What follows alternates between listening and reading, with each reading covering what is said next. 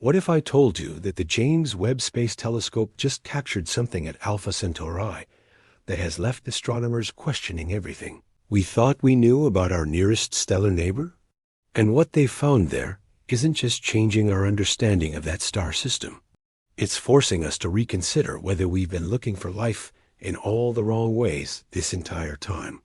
For decades, Alpha Centauri has been the golden child of exoplanet hunters. At just 4.37 light-years away, it's our closest stellar system, a triple-star dance of cosmic neighbors that's captivated humanity's imagination since we first turned our telescopes skyward. Scientists have long theorized that if Earth-like planets exist anywhere within our cosmic backyard, Alpha Centauri would be the place. It made perfect sense. It was convenient. It was hopeful. But here's what will blow your mind. When the James Webb Space Telescope finally turned its unprecedented infrared eyes toward Alpha Centauri in late 2023 and early 2024, what it saw wasn't what anyone expected. The data that came back didn't fit our models. It didn't match our predictions. And most disturbingly, it revealed signatures that some scientists are calling inconsistent with natural stellar processes. I'm not talking about little green men or UFOs here. What I'm talking about is far more profound and, frankly, more unsettling. The spectroscopic data, the thermal signatures, the unexpected chemical compositions detected in the habitable zones of these stars. They're telling us a story that challenges the very foundations of how we think planetary systems form and evolve. Dr. Natalie Bataya, one of the leading exoplanet researchers and former Kepler mission scientist, said in a recent conference that the James Webb data from Alpha Centauri represents an anomaly we can't easily explain away. And when a scientist of her caliber uses words like that, we need to pay attention. Before we dive deeper into what Webb actually saw and why it's causing such alarm in the scientific community, do me a favor, smash that like button and subscribe to this channel, because what we're about to explore over the next few hours will fundamentally change how you see our place in the universe. And I'm curious, where in the world are you watching this from right now? Drop your country and the time in the comments below. Are you watching this at 2 a.m. unable to sleep because the cosmos keeps you awake? Or are you on your morning commute wondering about the stars? Let me know, because this journey we're about to take together works best when we're all in it as a community of curious minds. So let's start with the basics, but I promise you, even the foundation of this story has some surprising twists you probably haven't heard before. Alpha Centauri isn't just one star. It's a gravitational waltz of 3 stars locked in an eternal dance. Alpha Centauri A and B are sun-like stars orbiting each other every 79.91 years, while Proxima Centauri, a small red dwarf, orbits the pair at such a great distance that for a long time, astronomers weren't even sure it was gravitationally bound to the system at all. Think of it like this. Imagine 2 dancers spinning close together on a dance floor, while a third person slowly circles the entire building. That's Alpha Centauri. The system is so close to us in cosmic terms that if the Milky Way were the size of the United States, Alpha Centauri would be just a couple of blocks away from our solar system. But here's the first twist that most people don't know. For all our technological advancement, for all our powerful telescopes and sophisticated instruments, actually studying Alpha Centauri has been incredibly difficult. You'd think proximity would make it easier, right? Wrong.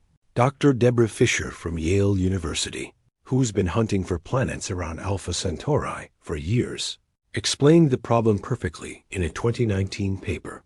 These stars are so bright that they create what's called stellar glare, which is basically cosmic light, pollution that drowns out the faint signals from any planets that might be orbiting them. It's like trying to spot a firefly hovering next to a stadium floodlight while you're standing a mile away. This is where the James Webb Space Telescope becomes a game changer, and understanding why requires us to talk about something called infrared astronomy. Your eyes see visible light. That's the electromagnetic radiation, with wavelengths roughly between 380 and 700 nanometers. But visible light is just a tiny sliver of the electromagnetic spectrum. Beyond red light, which is the longest wavelength your eyes can detect, lies the infrared realm radiation with longer wavelengths that we experience as heat. Here's the mind-blowing part. When you look at the universe in infrared instead of visible light, you're essentially putting on a completely different pair of cosmic glasses.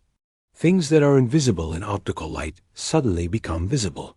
Cool objects that don't emit much visible light, but radiate heat light up like Christmas trees.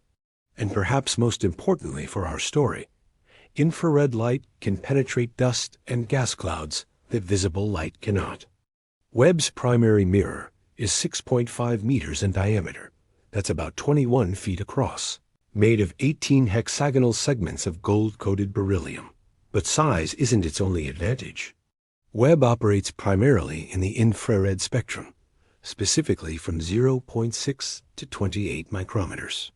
To put that in perspective, the Hubble Space Telescope, magnificent as it is, primarily sees invisible and ultraviolet light with only limited infrared capability. Why does this matter for Alpha Centauri? Because planets, especially potentially habitable planets, emit most of their detectable signatures in the infrared.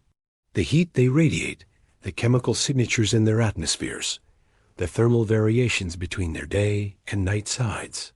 All of this shows up most clearly in infrared wavelengths. When Webb was being designed back in the 1990s and early 2000s, Alpha Centauri was already on the target list.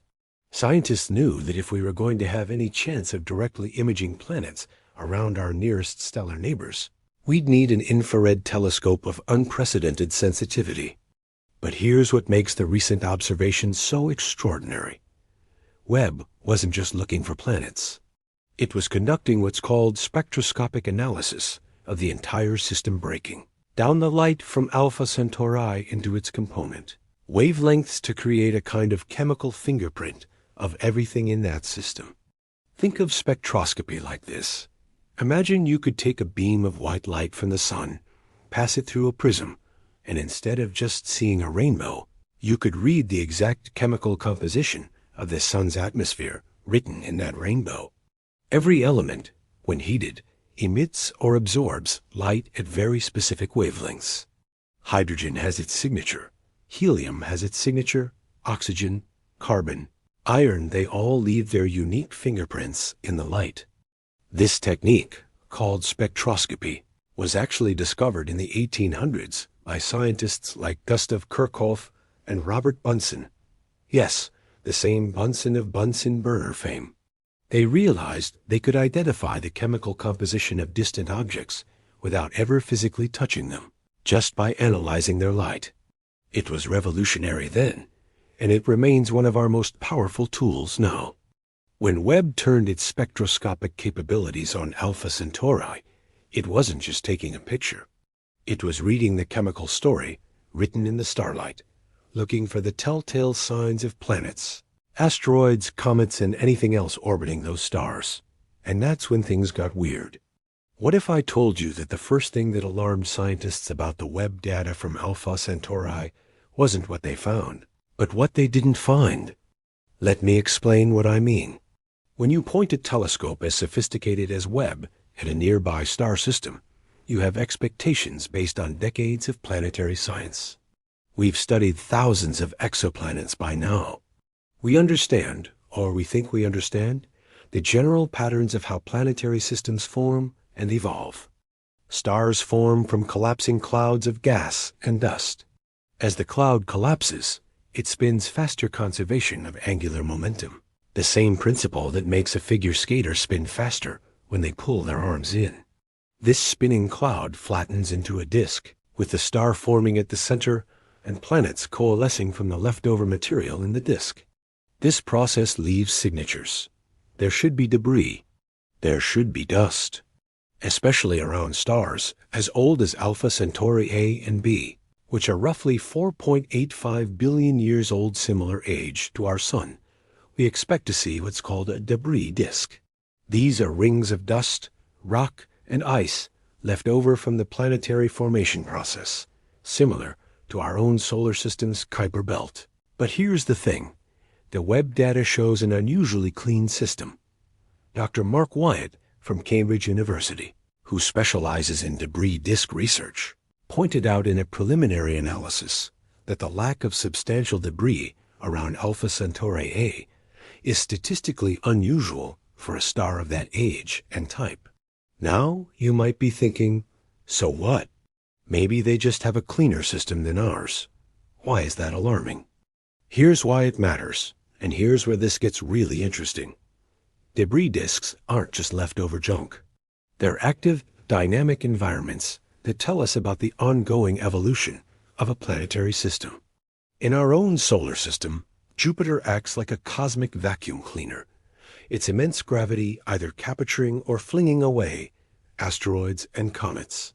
The asteroid belt between Mars and Jupiter exists in its current form largely because of Jupiter's gravitational influence. When we see a system with less debris than expected, it could mean several things. One possibility: there are large planets we haven't detected yet that have cleaned up the debris. Another possibility: the planetary formation process in that system was fundamentally different from what we see elsewhere. Or, and this is the possibility that's getting people excited and nervous, something else has been clearing out that debris in ways we don't fully understand. But the missing debris was just the beginning. The real alarm bells started ringing when scientists analyzed the spectroscopic data from the habitable zone region around Alpha Centauri A. The habitable zone, sometimes called the Goldilocks zone, is the region around a star where conditions might be just right for liquid water to exist on a planet's surface. Not too hot, not too cold. For Alpha Centauri A, a star slightly larger and brighter than our Sun, that zone extends roughly from 1.2 to 2.1 astronomical units, and O being the distance from Earth to our Sun, about 93 million miles. When Webb analyzed light passing through this region, it detected something unexpected: complex organic molecular signatures that shouldn't be there in the concentrations observed. Let me break down why this is significant. Organic molecules, despite what the name might suggest, don't necessarily mean life. Organic in chemistry simply means carbon-based. And carbon is promiscuous at bonds with everything. You find simple organic molecules like methane and carbon dioxide throughout the universe. They form naturally in all sorts of environments without any biological processes required. But Webb detected signatures consistent with more complex organic molecules. We're talking about things like polycyclic aromatic hydrocarbons, PAS for short. These are ring-shaped molecules made of carbon and hydrogen that can form in various ways, including in the atmospheres of planets with active chemistry. Here's where it gets mind-bending: the concentration and distribution of these molecules in the Alpha Centauri. A habitable zone don't match what we'd expect from random interstellar chemistry or from typical planetary atmospheric processes. Dr. Sarah Seeger from MIT, one of the world's leading experts on exoplanet atmospheres and biosignatures, has spent her career figuring out what kinds of molecular signatures might indicate life on distant worlds. In a 2016 paper, she outlined how certain combinations of molecules in certain proportions might be considered biosignatures, potential evidence of biological processes. The Webb data doesn't definitively show biosignatures. Let me be absolutely clear about that. But it shows chemical complexity in locations and concentrations that are difficult to explain through our current models of planetary system chemistry. Think of it like this. Imagine you're a detective investigating a house. You don't find any direct evidence of inhabitants, but you find food that's been recently cooked, furniture that's been recently used, and temperature settings that suggest someone's been managing the environment. You can't say for certain someone lives there, but the circumstantial evidence is compelling enough to warrant deeper investigation. That's essentially where we are with the Alpha Centauri Webb data. We're seeing chemical fingerprints that make us ask, what's going on in that system that we haven't accounted for? And here's another twist. The signals aren't constant. They vary over time. Webb has now conducted multiple observation campaigns of Alpha Centauri, and the spectroscopic signatures show temporal variation. They change. Natural processes can certainly vary over time, but the pattern of variation detected doesn't fit neatly into our models of stellar activity, planetary atmospheres, or cometary outgassing. When scientists see patterns they can't easily explain, it sets off two competing reactions. The first is excitement. This could be something new, something that expands our understanding. The second is caution. Extraordinary claims require extraordinary evidence, and we need to rule out every mundane explanation before we jump to exotic conclusions.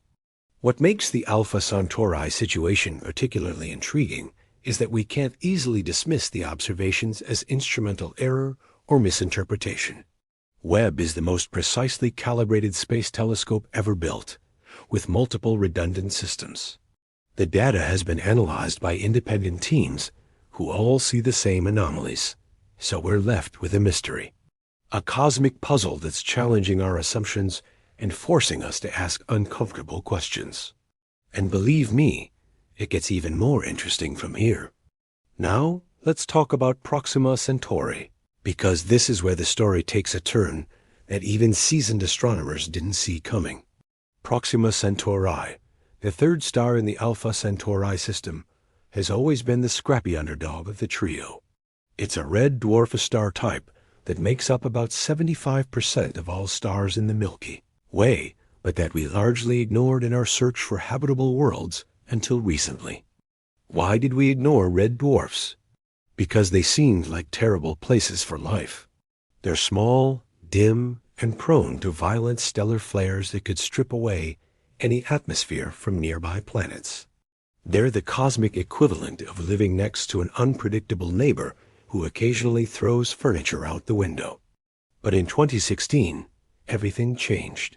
That's when astronomers announced the discovery of Proxima Centauri b, a planet orbiting in the habitable zone of our nearest stellar neighbor. The planet is at least 1.27 times Earth's mass and orbits its star every 11.2 days at a distance of just 0.05 astronomical units. For comparison, Mercury orbits our Sun at 0.39 astronomical units. The reason Proxima b can be in the habitable zone, despite being so close to its star, is that Proxima Centauri is much dimmer and cooler than our Sun. It's like the difference between standing near a campfire versus standing near a bonfire. You can get the same warmth at very different distances. Dr. Guillaume Anglade-Escude, the astronomer who led the team that discovered Proxima b, called it the closest possible planet to us, and acknowledged that its existence immediately made it the prime target in the search for life beyond Earth. But here's what most people don't know. Proxima b was discovered using the radial velocity method, also called the wobble method. When a planet orbits a star, it's not quite accurate to say the planet goes around the star. Rather, both the planet and the star orbit their common center of mass. For a star much more massive than the planet, this center of mass is inside the star, but the star still wobbles slightly due to the planet's gravitational tug. By measuring tiny changes in the star's light spectrum shifts toward red when the star moves away from us and toward blue when it moves toward us, we can detect this wobble and infer the presence of a planet. It's extraordinarily clever, but it has limitations. The radial velocity method tells us the planet exists and gives us a minimum mass, but it doesn't tell us much about the planet's atmosphere, composition, or surface conditions. That's where Webb comes in. When Webb turned its attention to Proxima Centauri in 2023, scientists hoped to detect and characterize the atmosphere of Proxima b using a technique called transit spectroscopy. Unfortunately, from our vantage point in space, Proxima b doesn't transit its orbit, doesn't carry it directly between us and its star, so we can't use that method. But Webb did something arguably more interesting. It conducted direct thermal imaging observations of the Proxima Centauri system in the mid-infrared range, specifically looking for heat signatures that might indicate planets or other objects we haven't detected yet. And it found something. The data suggests the presence of at least one, possibly two additional thermal sources in the Proxima system that don't correspond to Proxima b or any known stellar companion.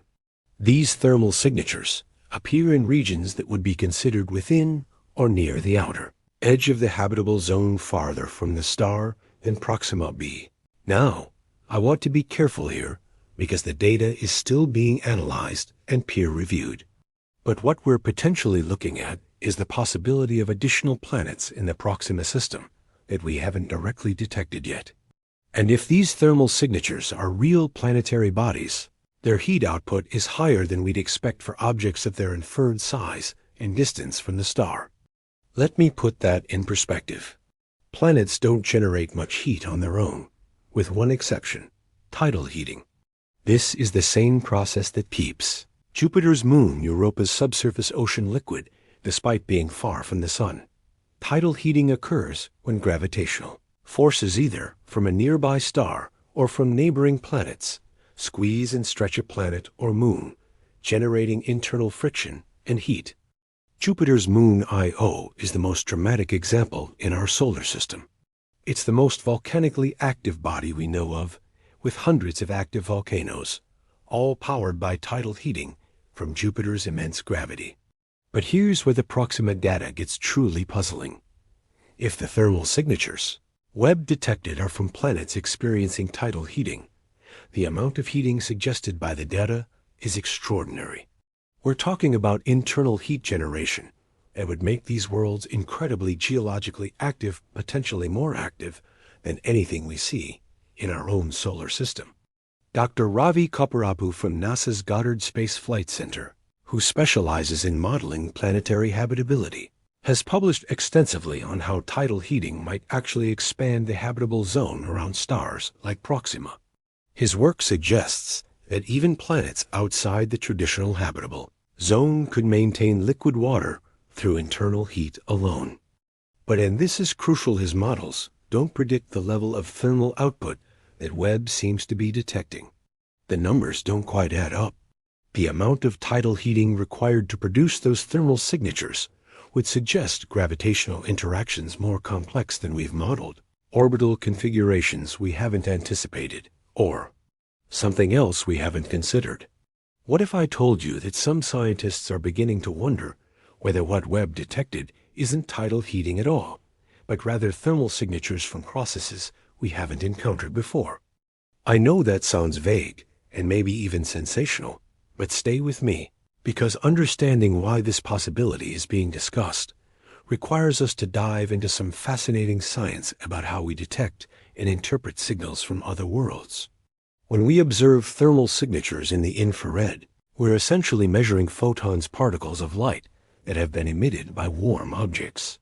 The wavelength of those photons tells us the temperature of the emitting object through something called black-body radiation, described by Planck's law.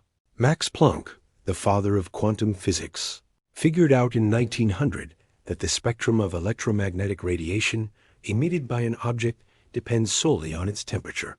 Hotter objects emit more radiation overall and peak at shorter wavelengths. This is why heated metal glows red, then orange, then white. As it gets hotter, the peak of its emission is shifting to shorter wavelengths. By analyzing the spectrum of infrared radiation from an object in space, we can determine its temperature. And from its temperature, combined with other data, we can make educated guesses about what kind of object it is and what processes might be generating that heat. But here's the catch. Our interpretations depend entirely on our models and our understanding of what's physically possible.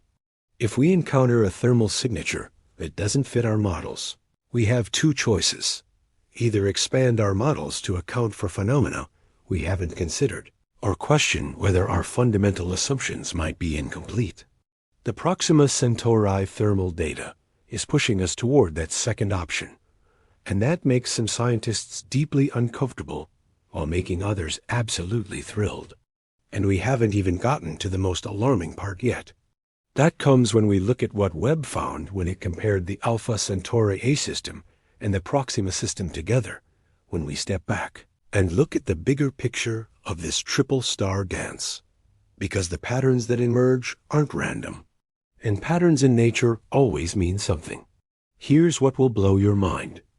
When scientists started comparing the Webb data from Alpha Centauri A and Proxima Centauri side by side, they noticed something that defies simple explanation, a correlation that shouldn't exist.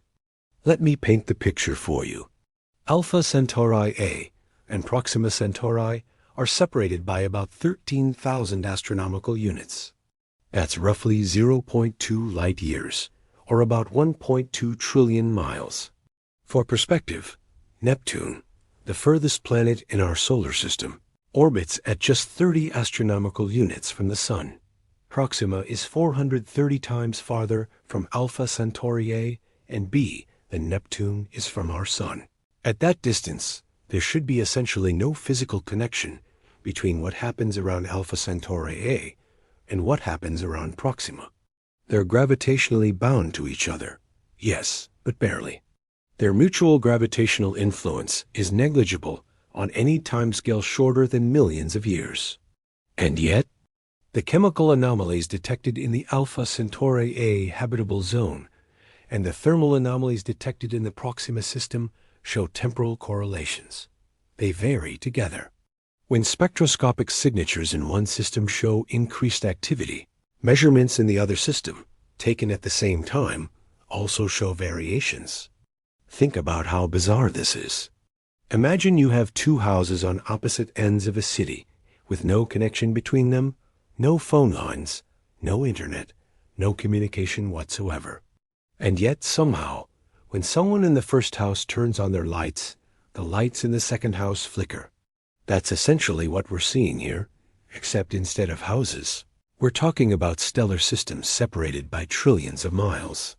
Dr. Avi Loeb from Harvard University, who's never been shy about considering unconventional explanations for astronomical phenomena, pointed out in a recent discussion that this kind of correlation is statistically significant enough to demand explanation, even if conventional explanations aren't immediately apparent.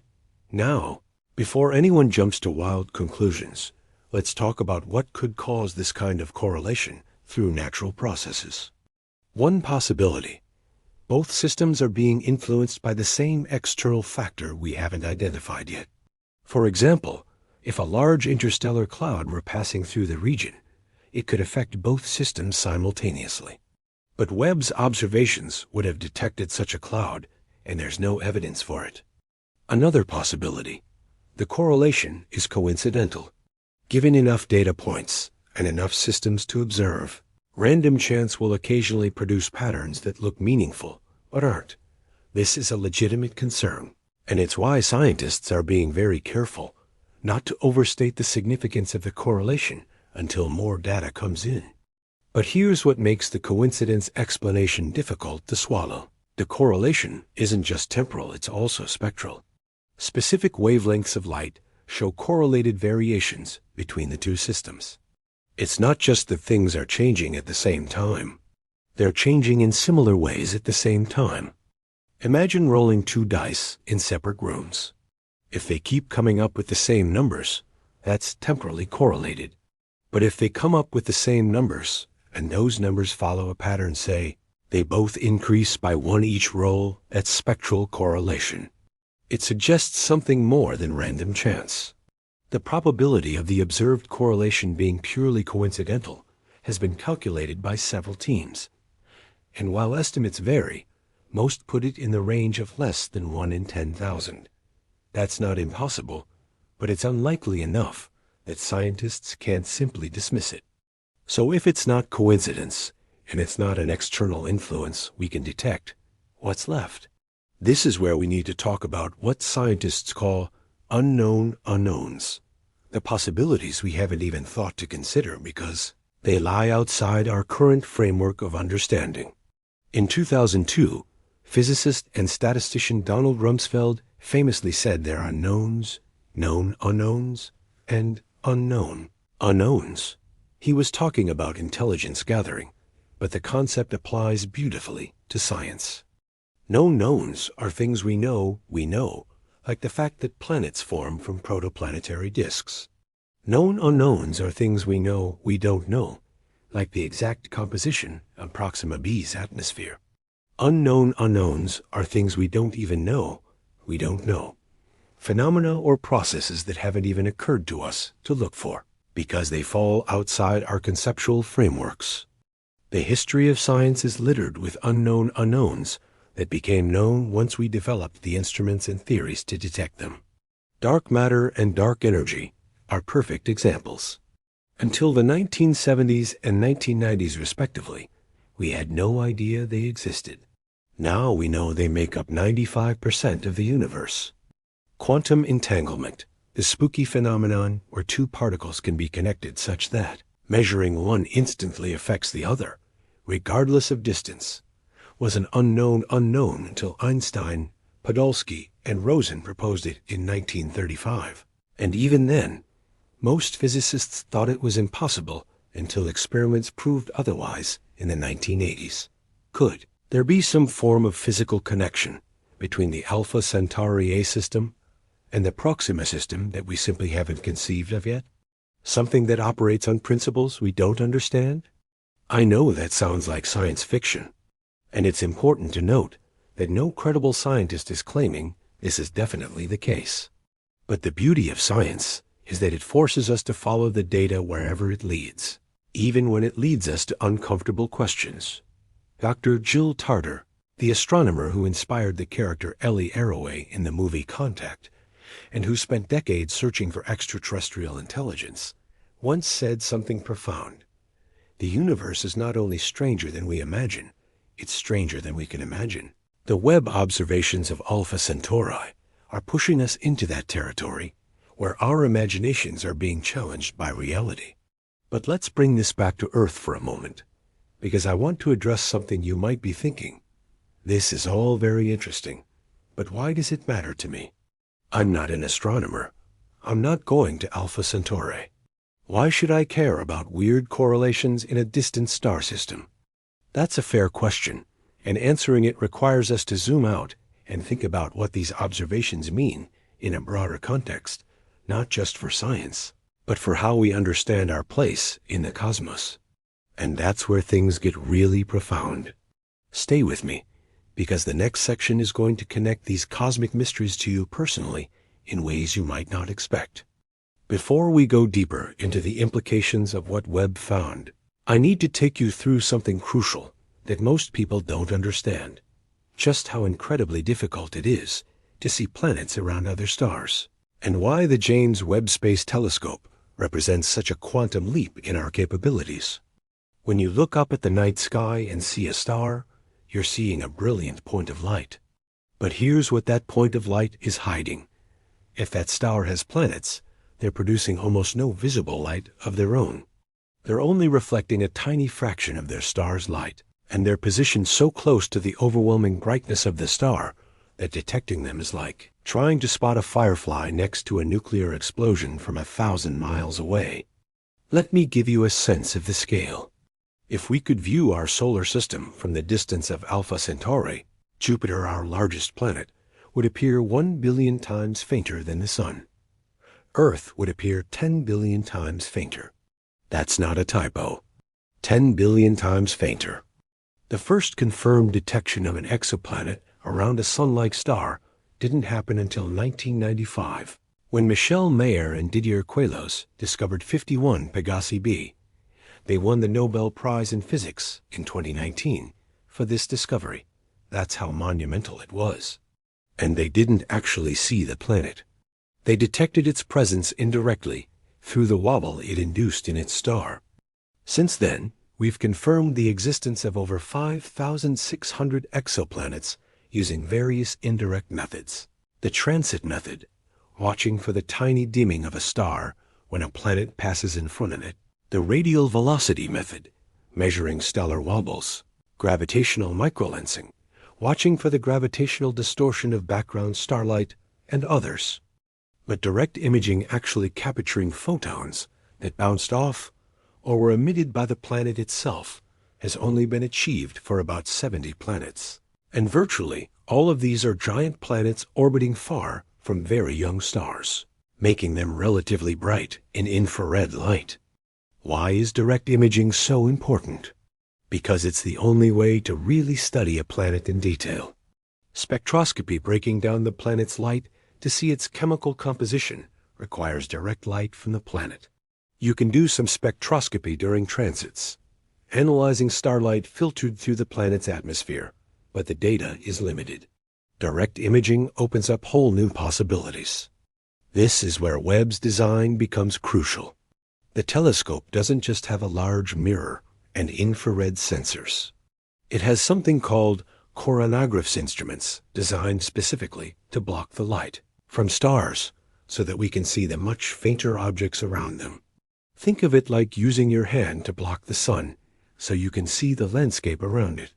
Webb's coronagraphs are infinitely more sophisticated than that, using complex optical systems to suppress starlight by factors of millions while preserving the light from nearby planets. But even with coronagraphs, directly imaging Earth-sized planets around nearby stars is at the very edge of Webb's capabilities. The telescope was designed primarily to study the early universe and to characterize the atmospheres of large exoplanets. The fact that it's providing groundbreaking data about Alpha Centauri is partly by design and partly a testament to how well the telescope is performing beyond its basic specifications. Here's something that demonstrates Webb's extraordinary sensitivity. The telescope's near-infrared camera, an IR-CAM, can detect the heat signature from a bumblebee at the distance of the moon. I'm not exaggerating. NASA uses this comparison to illustrate the instrument's capabilities. A bumblebee, at 240,000 miles away, would produce enough infrared photons for an IR-CAM to detect. Now apply that sensitivity to Alpha Centauri, and you start to understand why we're getting data we've never had before. But sensitivity is only part of the story. The other part is something called angular resolution, the ability to distinguish between two objects that appear very close together in the sky. Alpha Centauri A and B orbit each other at an average distance of about 23 astronomical units, roughly the distance from our Sun to Uranus. From Earth's perspective, 4.37 light-years away, that orbital separation appears incredibly tiny, varying between about 2 and 22 arcseconds, depending on where they are in their orbit. An arcsecond is 1/3,600th of a degree. To put that in perspective, the full moon in the sky is about 1,800 arcseconds across. So we're trying to resolve objects separated by just a fraction of the moon's apparent diameter.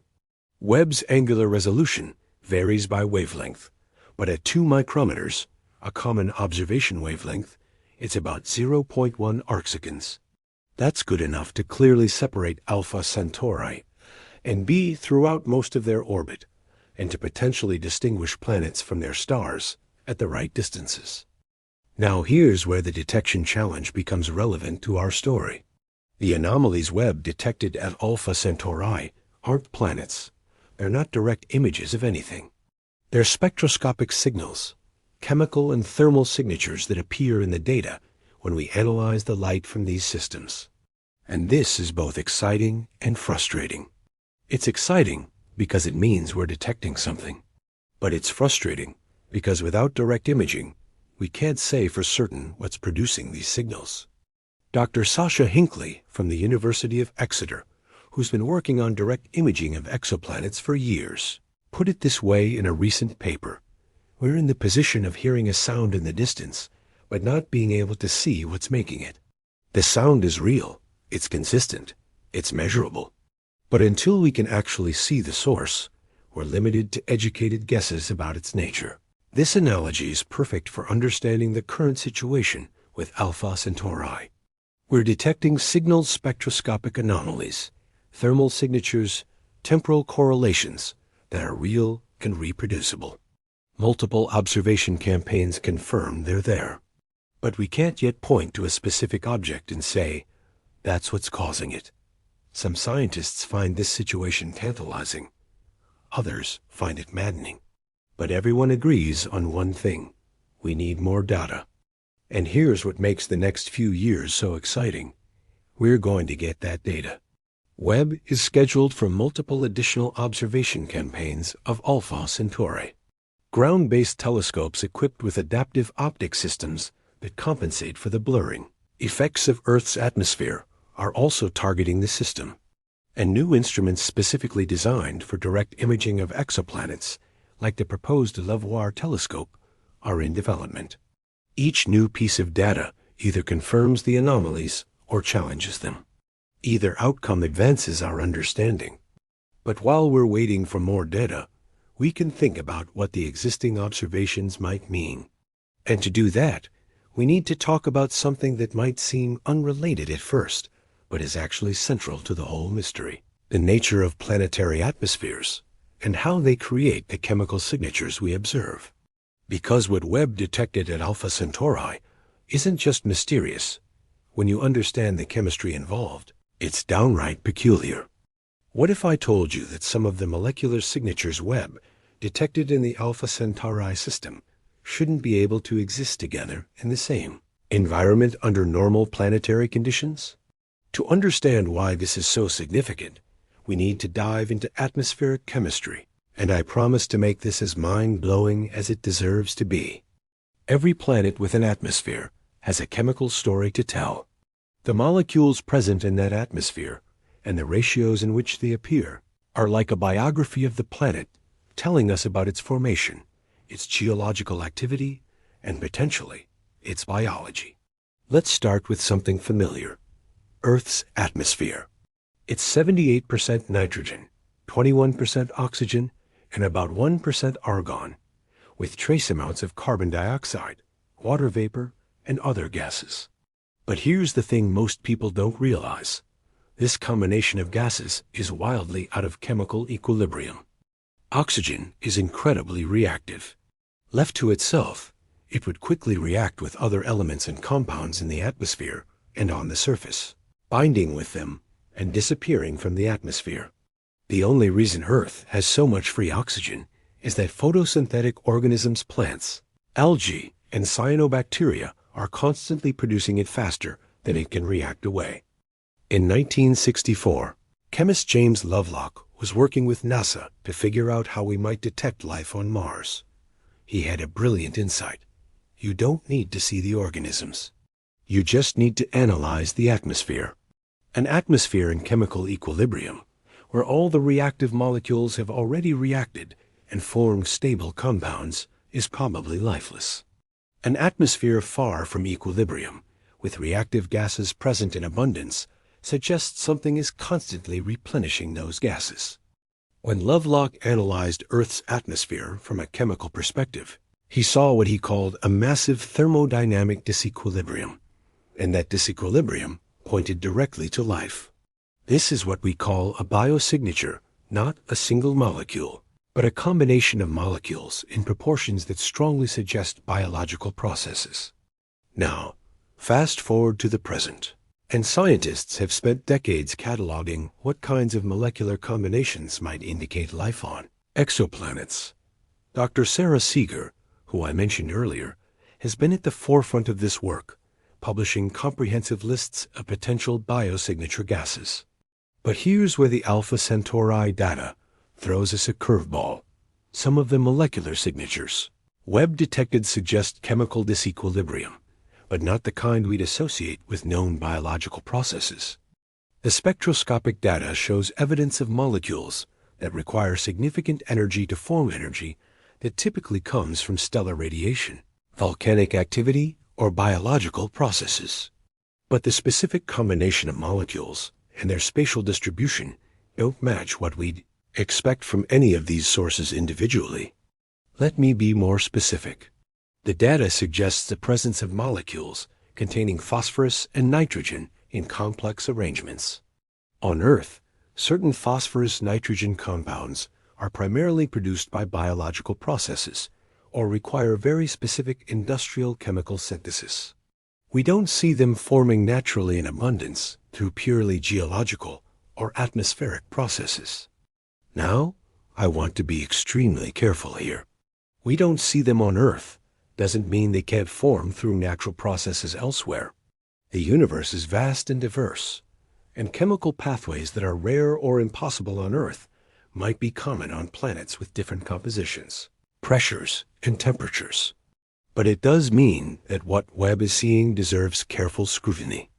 Dr. Sukrit Ranjan from the University of Arizona has done extensive modeling work on photochemistry and exoplanet atmospheres, how stellar radiation drives chemical reactions. In a 2021 paper, he and his colleagues showed that certain molecular signatures we might initially interpret as biosignatures could actually be produced by non-biological processes under the right conditions. For example, phosphine, a molecule that made headlines in 2020 when it was controversially claimed to have been detected in Venus's atmosphere, can be produced by geological processes under extreme conditions, even though on Earth it's primarily associated with biological activity. The scientific community is very aware of the dangers of over-interpreting chemical data. We've been burned before by claims that turned out to be instrumental artifacts or misidentified molecules. And this is crucial, the Webb data from Alpha Centauri has now been cross-checked by multiple instruments and analysis pipelines. Different teams looking at the same data see the same anomalous molecular signatures. That doesn't tell us what's causing them, but it does confirm they're real features of the system, not measurement errors. Here's another piece of the puzzle. The molecules aren't just present, they show structure. By structure, I mean their distribution isn't random or uniform. Spectroscopic analysis suggests these molecules are concentrated in specific regions, possibly in the atmospheres of planets we haven't directly detected yet, or in other localized environments like asteroid belts or cometary systems. The concentration and localization is important because random interstellar chemistry produces molecules that are diffusely spread. You find a little bit of everything everywhere. But when you see molecules concentrated in specific locations, it suggests those locations have special conditions, particular temperatures, pressures, radiation environments, or catalytic surfaces that favor the formation or preservation of those molecules. What kind of environments could produce the signatures Webb is seeing? One possibility: planets with active geology and complex atmospheres that we simply don't have good models for yet. Remember, we've only studied a handful of exoplanet atmospheres in detail. Our sample size is tiny. It's entirely possible, even likely, that there are atmospheric chemical regimes we haven't encountered yet. Another possibility: the signatures aren't coming from planetary atmospheres at all, but from something else entirely. Asteroid collisions, cometary bombardment, or even interactions between stellar wind and planetary magnetic fields can all create complex chemistry. But there's a third possibility that some scientists are beginning to quietly discuss, and it's the one that makes people most uncomfortable. What if the chemistry is being influenced by processes we haven't considered because they don't occur naturally in our solar system? I'm not talking about aliens here, not directly anyway. What I'm talking about is the possibility that the Alpha Centauri system might host conditions or processes that represent genuinely new physics or chemistry to us. Think about extremophiles on Earth organisms that live in conditions we once thought were absolutely impossible for life. Bacteria that thrive in boiling acidic water, organisms that metabolize sulfur instead of oxygen, microbes that can withstand radiation levels that would instantly kill any other known life form. Each discovery of extremophiles expands our understanding of what's possible. The same principle applies to planetary chemistry. Each new exoplanet we study in detail teaches us about chemical processes and environmental conditions that don't exist in our own solar system. Alpha Centauri might be teaching us about atmospheric chemistry at a level of complexity we haven't seen before. And that brings us to something that's been bothering some scientists about the Alpha Centauri data. The sheer complexity of what's being detected suggests processes that are maintaining that complexity over time. In chemistry and thermodynamics, there's a principle called entropy the tendency of systems to move from order to disorder, from complexity to simplicity. Complex molecules, given time, tend to break down into simpler ones unless something is actively maintaining them. On Earth, life is one of the main forces that maintains chemical complexity. Living systems are constantly building complex molecules from simpler building blocks, fighting against entropy. But geological processes can also maintain complexity volcanic systems. For example, constantly recycle materials and create new chemical environments. The question with Alpha Centauri is, what's maintaining the chemical complexity Webb is observing? And is it sufficient to explain the specific signatures we're seeing? I don't have the answer. Nobody does yet. But asking the question is important, because it forces us to think carefully about what we're really observing and what it might mean. There's a principle in science called Occam's razor, the idea that the simplest explanation consistent with the evidence is usually the right one. But here's the thing. What counts as simple depends on your framework.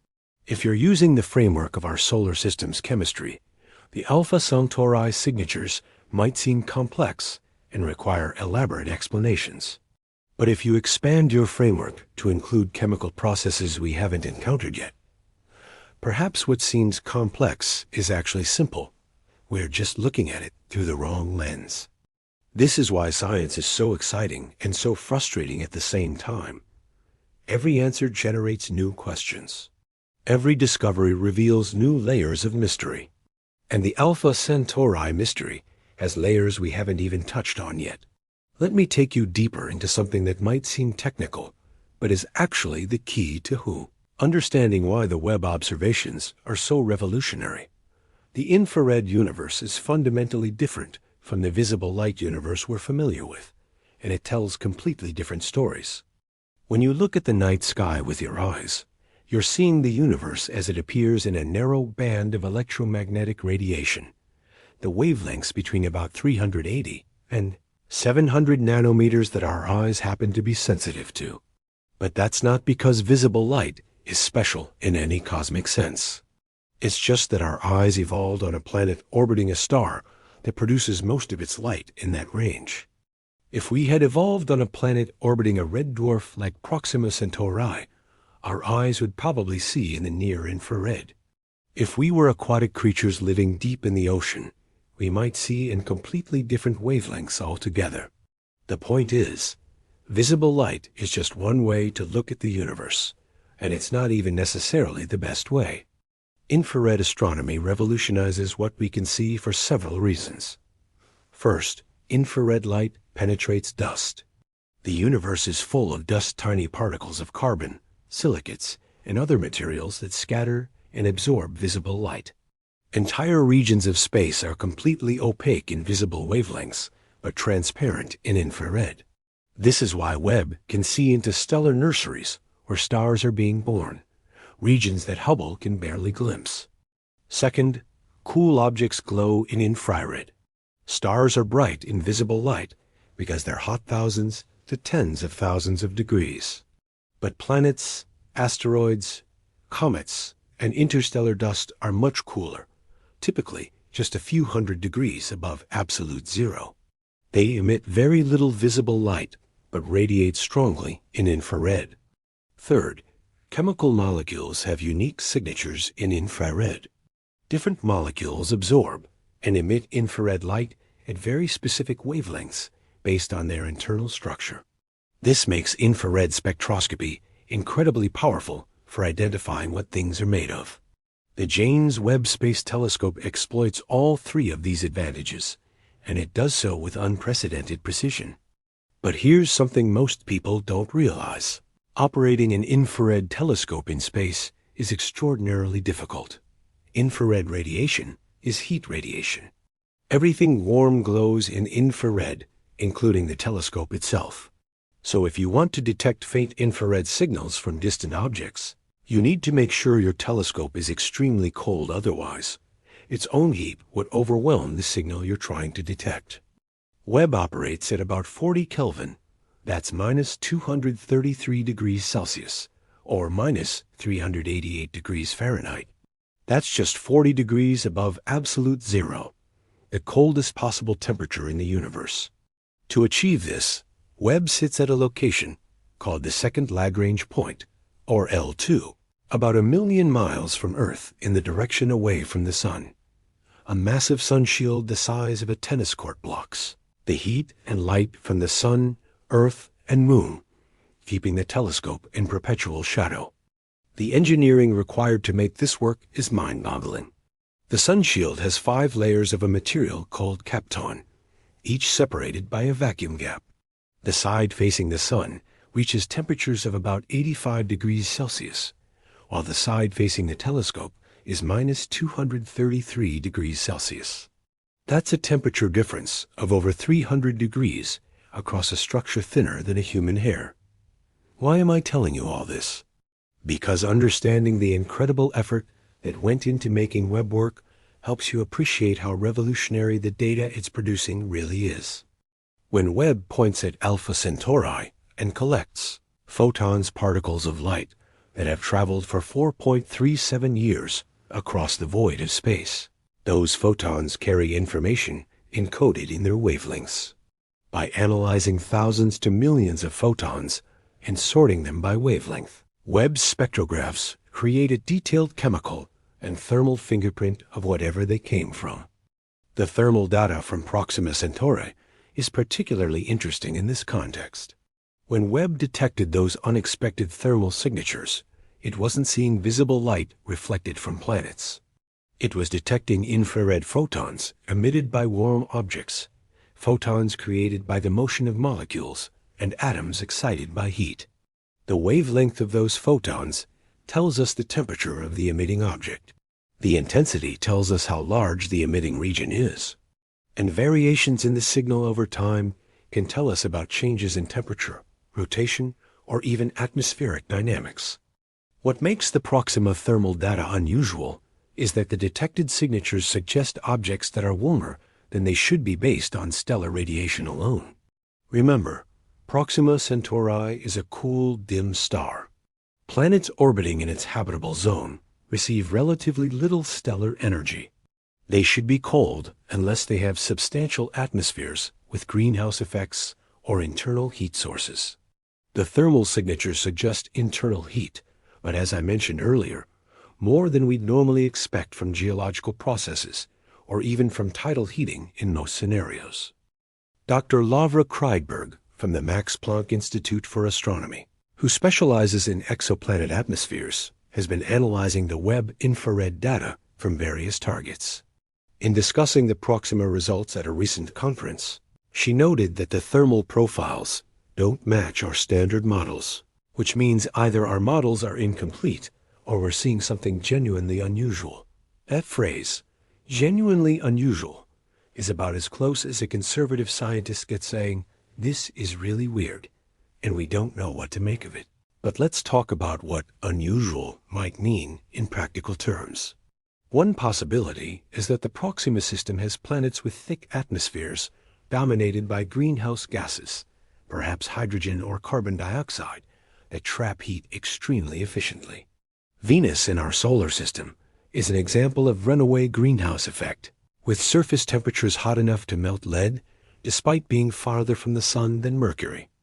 Another possibility is enhanced volcanic activity driven by orbital dynamics we haven't fully characterized.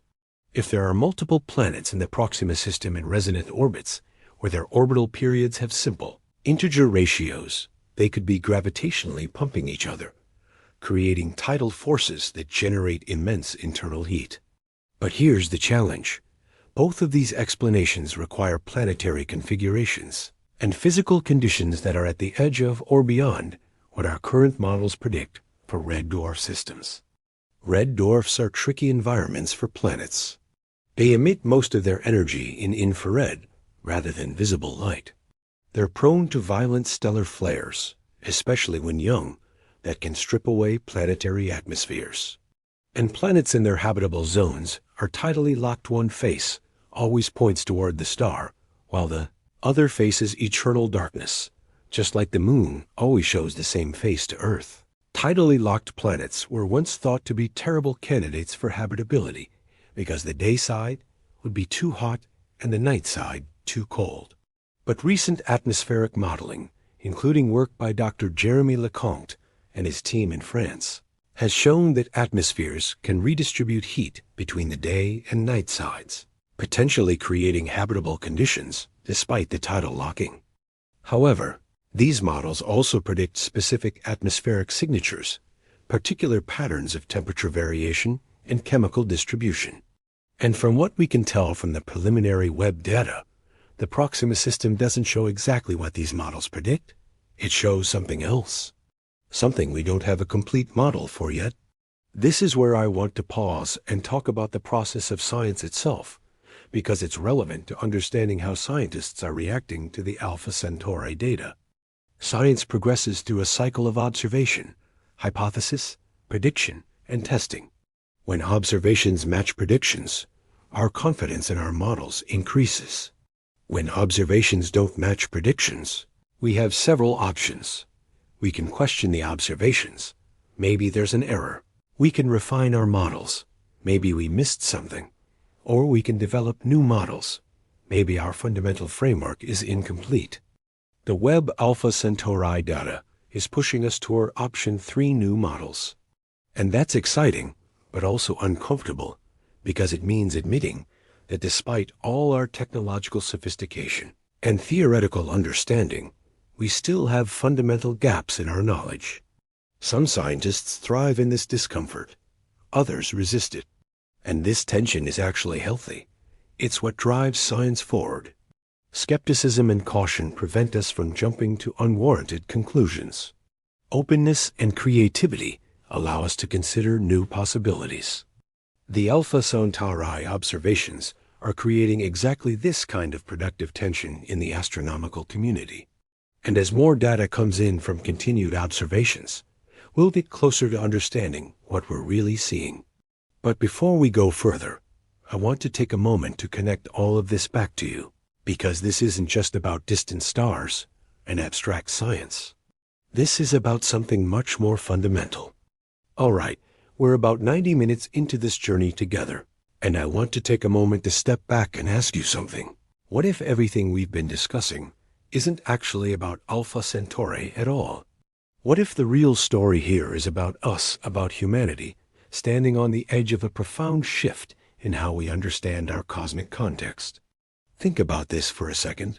For most of human history, we didn't even know that other stars had planets. The ancient Greeks debated whether other worlds existed, but they had no way to find out. For thousands of years, Earth was all we knew, and for much of that time, we thought Earth was literally the center of everything. Then Copernicus and Galileo showed us that Earth orbits the Sun, not the other way around. The Copernican revolution, as it's called, displaced us from the center of the cosmos. It was a psychological shock that took generations to fully absorb. Later, we learned that our Sun is just one of hundreds of billions of stars in the Milky Way galaxy, and that our galaxy is just one of hundreds of billions of galaxies in the observable universe. Each revelation has made us seemingly smaller and less significant. But here's the twist that I think people miss. Each of these revelations has also expanded our understanding of what's possible.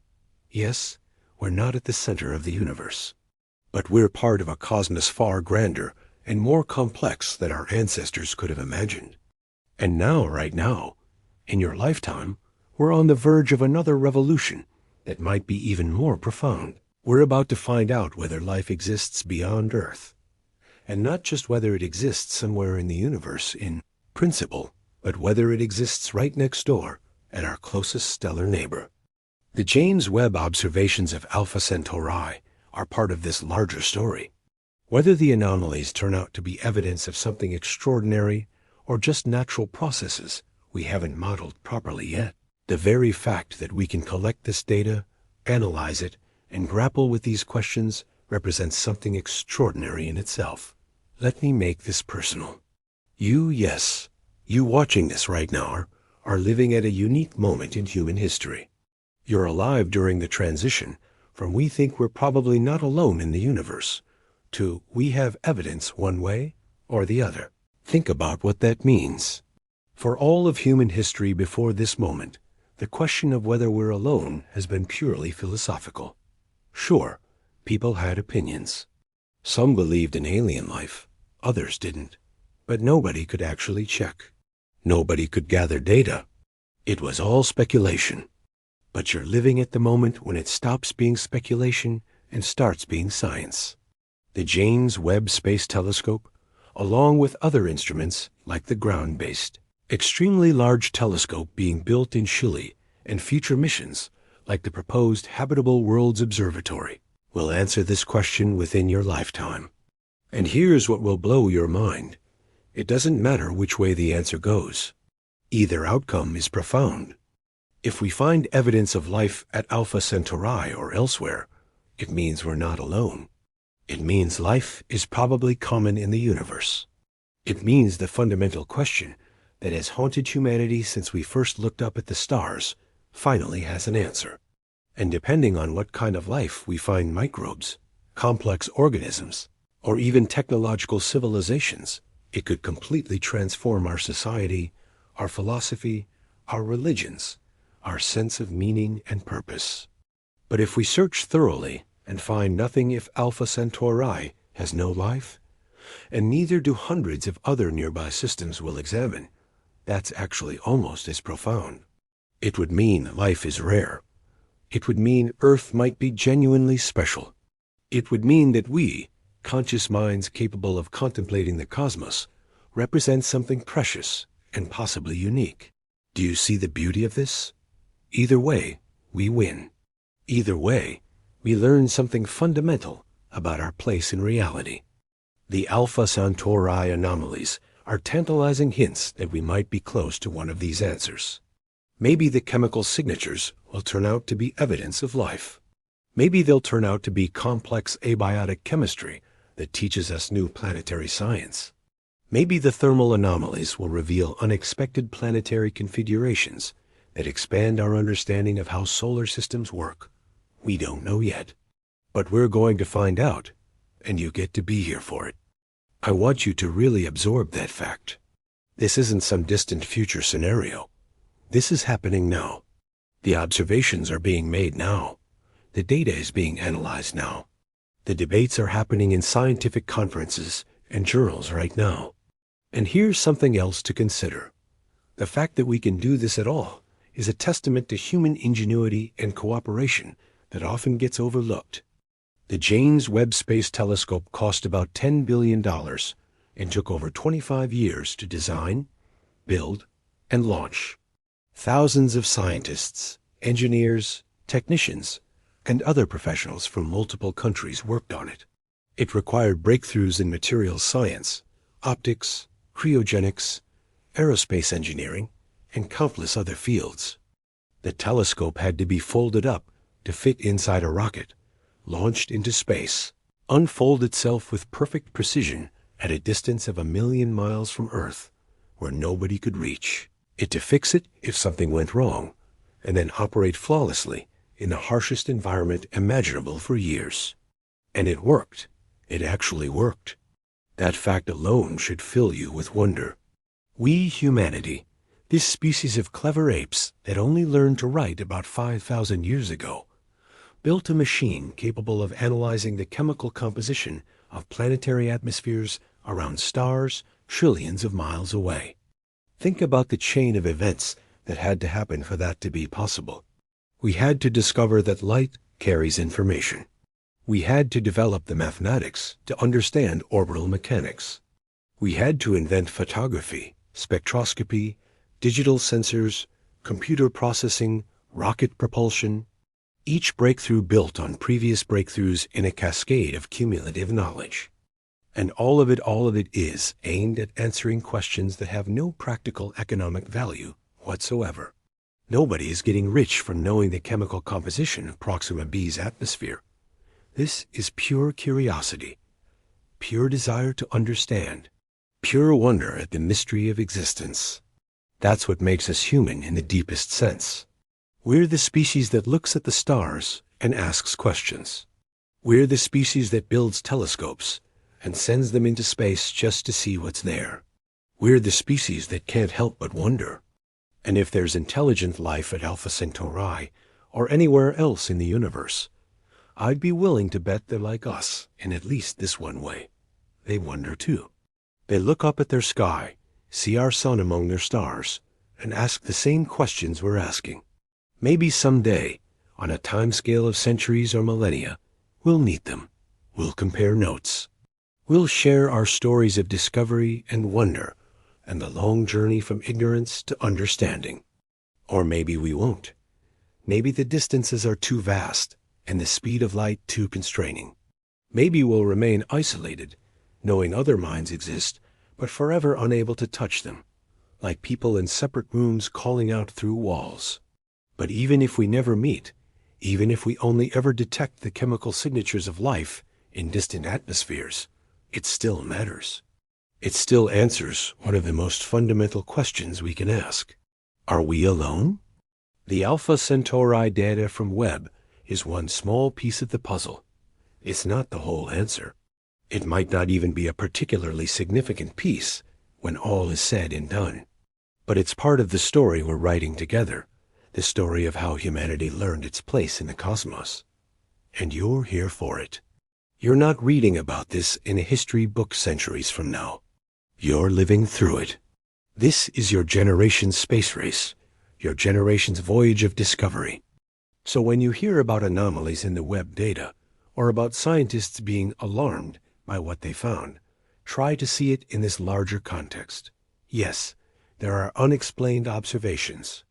Yes, scientists are puzzled and excited and maybe a bit nervous about what they mean. But more than anything, what's happening is that we're doing what humans do best. We're exploring the unknown, following our curiosity wherever it leads, gathering data, forming hypotheses, testing them, and slowly, piece by piece, expanding the circle of what we understand. And that's something worth celebrating, regardless of what the final answer turns out to be.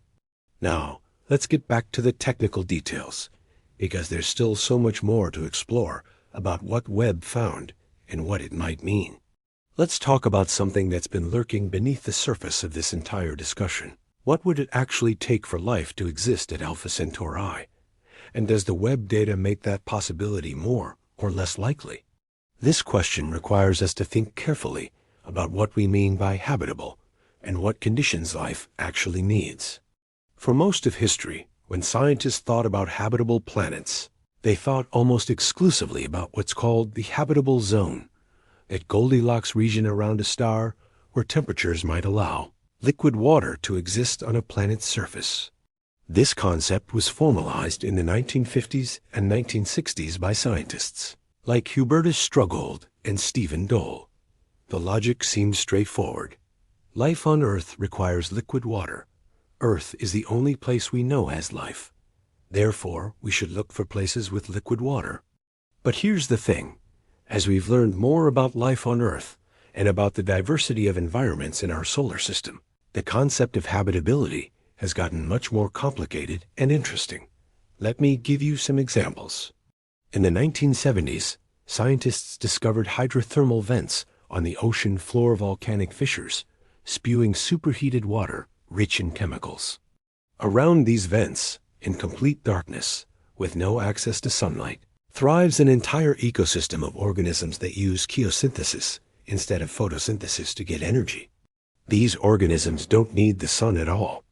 This discovery revolutionized our understanding of where life can exist. It meant that even worlds without sunlight like Jupiter's moon Europa, which has a global ocean beneath kilometers of ice, could potentially host life, as long as they have water, chemistry, and energy sources. Then there's Titan, Saturn's largest moon. Titan has lakes and rivers and rain, but not of water. The surface temperature is minus 179 degrees Celsius, cold enough that water is rock-solid ice. Instead, Titan has lakes of liquid methane and ethane.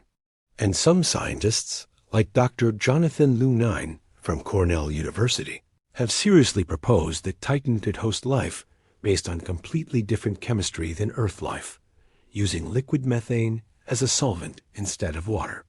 The point is, life might be more flexible and creative than we've imagined. So when we ask whether Alpha Centauri could host life, we shouldn't just be thinking about Earth-like planets with Earth-like conditions. We should be thinking about the full range of possibilities. That said, let's start with the conventional scenario: rocky planets in the habitable zones of Alpha Centauri A, B, and Proxima, with liquid water and Earth-like chemistry. Alpha Centauri A is slightly larger and brighter than our Sun. Its habitable zone extends from about 1.2 to 2.1 astronomical units. That's a pretty comfortable range, similar to Earth's orbit around our Sun. A planet in that zone would receive similar amounts of light and warmth to Earth, and if it had a similar atmosphere, it could have very Earth-like conditions. Alpha Centauri B is slightly smaller and dimmer than our Sun. Its habitable zone is closer in, from about 0.7 to 1.2 astronomical units. Still very manageable. A planet that would be closer to its star than Earth is to the Sun, but because the star is cooler, the planet could still be temperate. Proxima Centauri is the tricky one.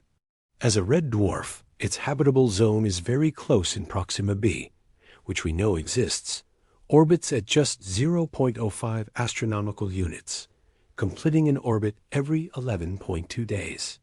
At that distance, the planet is almost certainly tidally locked. It also gets bombarded by stellar flares that could be problematic for life. But and this is important, recent research has shown that even tidally locked planets blasted by flares might be habitable under the right conditions. Dr. Dimitar Sasolov from Harvard, one of the founders of the field of exoplanet science, has argued that red dwarfs might actually be the best places to look for life because they're so stable and long-lived. While our Sun will eventually expand into a red giant and incinerate Earth, red dwarfs can shine for trillions of years, plenty of time for life to evolve, even if it takes longer to get started. And regarding stellar flares, simulations by Dr. Ofer Cohen at the University of Massachusetts Lowell have shown that planets with strong magnetic fields and thick atmospheres can shield their surfaces from the worst effects of flares. So the baseline question, can Alpha Centauri host habitable planets, has a clear answer: absolutely yes. There's nothing about the system that rules it out. In fact, the diversity of environments across the three stars means there could be multiple pathways to habitability in a single system. But now let's layer in what Webb found, and this is where it gets interesting. The chemical signatures detected in the Alpha Centauri A habitable zone suggest complex organic chemistry. If those signatures are coming from planetary atmospheres, what might they tell us about conditions on those planets? One possibility is that they indicate active prebiotic chemistry, the kind of chemical processes that could lead to life, but haven't yet. On early Earth, before life emerged, organic molecules accumulated through various processes: UV, radiation breaking apart simple molecules and creating more complex ones; volcanic activity, lightning, impacts from comets and asteroids. Eventually, somehow, some combination of these processes produced molecules capable of self-replication, and life began. If Alpha Centauri has planets undergoing similar prebiotic chemistry, detecting the molecular signatures of that chemistry would be incredibly valuable. It would give us a window into the chemical stage that precedes life, something we can't directly observe on Earth, because it happened billions of years ago and left no clear record. Another possibility, of course, is that the chemistry is biological, that the signatures represent molecules being produced by living organisms. But here's where we need to be very careful. Biological chemistry doesn't necessarily mean little green men. It doesn't even necessarily mean anything visible to the naked eye. It could mean microbial life, simple cells carrying out metabolism, reproducing, evolving. That's still life, and it would still be one of the most important discoveries in human history. But it wouldn't be the kind of life that builds cities or sends radio signals. The search for extraterrestrial intelligence SETI is a separate question from the search for extraterrestrial life in general. Life might be common. Intelligence might be rare. We don't know yet. What about the thermal anomalies at Proxima? If there are worlds there that are warmer than expected, could that enhanced energy support life? Potentially, yes. Remember those hydrothermal vent ecosystems I mentioned? They prove that life can thrive on geological energy rather than sunlight. A planet with substantial internal heat, whether from tidal heating, radioactive decay, or some other process, could support life in subsurface oceans, in volcanic systems, or in other environments where that heat creates liquid water and drives chemical reactions. In fact, some scientists argue that geologically active worlds might be more favorable for life in quiet worlds like modern Earth. The recycling of materials through volcanism, plate tectonics, and hydrothermal systems creates chemical diversity and energy gradients that life can exploit. Dr. Norman Sleep from Stanford University has published extensively on this idea, arguing that Earth's plate tectonics, which recycles our crust and maintains our planet's geological activity, has been crucial for maintaining habitability over billions of years. If Proxima has planets with enhanced geological activity, as the thermal data might suggest, those planets could be very interesting targets in the search for life. But let's also consider more exotic possibilities. What if life at Alpha Centauri doesn't look anything like Earth life? This is a question that's been seriously explored by scientists like Dr. Carol Cleland at the University of Colorado Boulder, who argues that we might not even recognize alien life if we found it, because our entire concept of life is based on a sample size of one Earth. All life on Earth uses DNA or RNA to store genetic information, uses proteins built from the same 20 amino acids to do cellular work, and uses ATP as an energy currency. But these specific molecules might just be the solution that evolution found on Earth. Life elsewhere might use completely different molecules for the same functions, or might have functions we haven't imagined. If that's the case, then the chemical signatures web detected at Alpha Centauri might be even more significant than we realize. They might represent chemistry we don't fully understand because it doesn't exist on Earth. And that chemistry might be biological in nature, even though it doesn't match our preconceptions of what biological chemistry looks like. This is speculation, I'll admit, but it's informed speculation based on a genuine scientific question. How do we recognize life when it might be fundamentally different from what we know? NASA has actually funded research into this question through its astrobiology program. Scientists are developing new frameworks for thinking about life that go beyond Earth-specific definitions and instead focus on fundamental principles. Does it metabolize? Does it reproduce? Does it evolve? If we can detect metabolism, reproduction, and evolution in a chemical system at Alpha Centauri, we could potentially identify it as life, even if its specific chemistry is alien to us. The challenge, of course, is doing this at a distance of 4.37 light-years, using only the photons we can collect with our telescopes. We can't send a probe to scoop up samples and analyze them directly, not yet. Anyway, though there are proposals for interstellar missions to Alpha Centauri that we'll discuss later, for now we're limited to remote sensing. We're detectives looking at clues from an enormous distance, trying to reconstruct what happened at the scene of a possible crime, or in this case, at the scene of possible life. And like any good detective work, it requires patience, careful analysis, and a willingness to follow the evidence wherever it leads, even if it takes us to unexpected places. Speaking of unexpected places, there's one more piece of the Alpha Centauri puzzle we need to discuss, and it's perhaps the most speculative, but also the most thought-provoking aspect of the entire story.